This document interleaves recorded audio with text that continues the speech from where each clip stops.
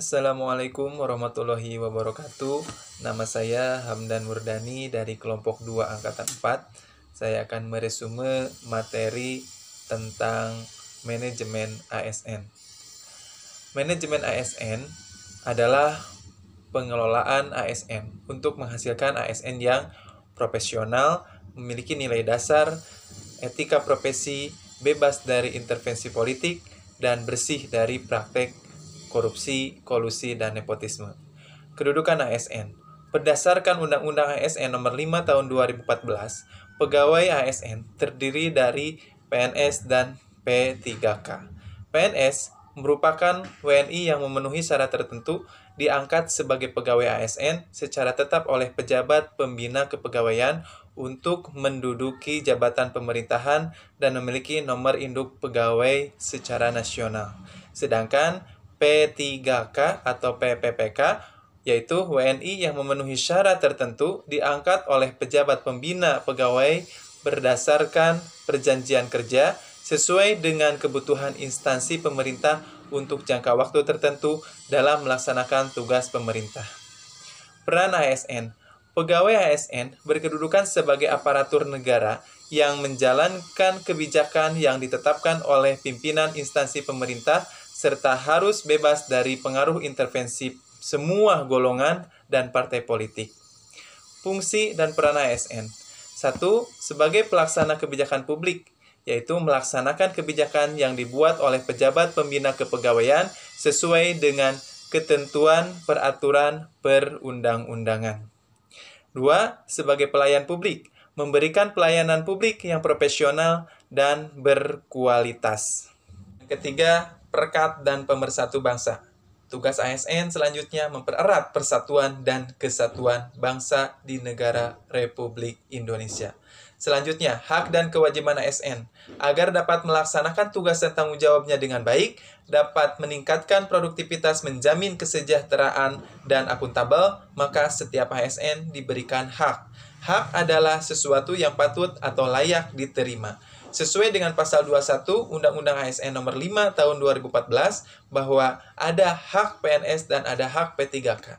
Hak PNS yang pertama dapat gaji, yang kedua dapat tunjangan, yang ketiga dapat perlindungan, yang keempat mendapatkan pengembangan kompetensi, yang kelima dapat jaminan hari tua, yang keenam berhak menerima cuti. Sedangkan P3K 1. Mendapatkan gaji, 2. Mendapatkan tunjangan, 3. Mendapatkan perlindungan, 4. Mendapatkan pengembangan kompetensi, 5. Mendapatkan cuti. Perbedaannya adalah P3K tidak mendapatkan jaminan hari tua. Salah satu dari perlindungan sesuai dengan pasal 92 Undang-Undang ASN, ada 4 perlindungan yang berhak diterima oleh ASN. Yang pertama, jaminan kesehatan, yang kedua, jaminan kecelakaan kerja, yang ketiga, jaminan hukum, yang keempat, jaminan kematian. Selanjutnya, kewajiban ASN, yaitu suatu beban atau tanggungan yang bersifat kontraktual, sesuatu yang sepatutnya dilaksanakan oleh ASN. Sesuai yang tercantum dalam Undang-Undang ASN, ada 8 kewajiban ASN. Yang pertama, setia dan taat pada Pancasila, Undang-Undang Dasar 1945, dan NKRI. Menjaga persatuan dan kesatuan, melaksanakan kebijakan yang dirumuskan pejabat pemerintah yang berwenang, menaati ketentuan peraturan perundang-undangan, melaksanakan tugas kedinasan dengan penuh pengabdian, kejujuran, kesadaran, dan tanggung jawab, menunjukkan integritas dan keteladanan dalam sikap, perilaku, ucapan, dan tindakan kepada setiap orang, baik di dalam maupun di luar kedinasan.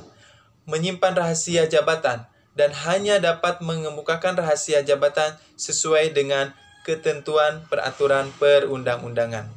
Yang kedelapan, bersedia ditempatkan di seluruh wilayah negara kesatuan Republik Indonesia. Selanjutnya, kode etik dan kode perilaku ASN bertujuan untuk menjaga martabat dan kehormatan ASN. Kode etik dan kode perilaku ASN yang pertama, melaksanakan tugasnya dengan jujur, bertanggung jawab, dan berintegritas tinggi. 2. Melaksanakan tugasnya dengan cermat dan disiplin. 3. Melayani dengan sikap hormat, sopan, dan tanpa tekanan. 4. Melaksanakan tugasnya sesuai dengan perintah atasan atau sejauh tidak bertentangan dengan ketentuan perundang-undangan dan etika pemerintahan.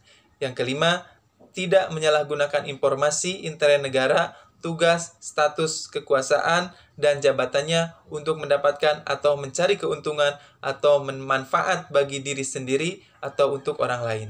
Yang keenam, memberikan informasi secara benar dan tidak menyesatkan kepada pihak lain yang memerlukan informasi terkait kepentingan kedinasan. 7. Melayani dengan sikap hormat, sopan, dan tanpa tekanan. 8. Menjaga agar tidak terjadi konflik kepentingan dalam melaksanakan tugasnya. Demikian resume tentang materi manajemen ASN. Terima kasih. Wassalamualaikum warahmatullahi wabarakatuh.